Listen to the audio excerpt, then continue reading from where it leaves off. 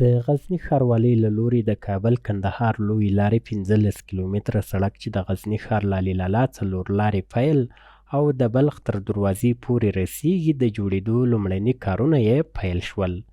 مسؤلین وایي د دغه سړک د دویم لاین په جوړېدو څه باندې 250 میلیونه افغانۍ لګښت راځي.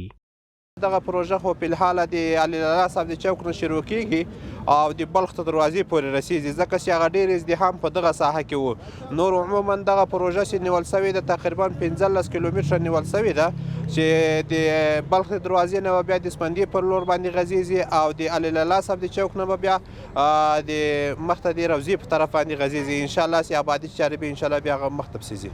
ورته مهال د غزني ښار اوسیدونکي د دویم لاین سړک په جوړېدو باندې خوښ دي. دوی وایي له دې سره به ترانسپورتي نظم رامنځته شي. انشاءالله ډېر به خلک په سهولت کې سي، خلک به خپل ځای ته ډېر په ښه دغه باندې رسیږي، په ښه سهولیت باندې به رسیږي. لاربندي به نه وي. د سړک پراختیا زموږ لپاره ډېره ګټوره ده او زموږ له ډېر خوشحاله یو چې موږ ته دا سړکونه له خیره سره آزاد شي او جوړ شي. مخکې موټروانان چې راتله د ورځې به دلته په ښار کې ډېر راش و او ډېر تکلیف و، د ډېرو مشکلاتو سره د ټکر و د حادثو سره دغه و په تکلیف کې و. نو اوس که دا لاره چارسرکي سي موټروانانو ته ډېر ښه سهولت دی او دا د امارات اسلامي د مسؤلینو څخه ټولو ډریوران خوشحاله دي او یو ډېر ښه اقدام دی.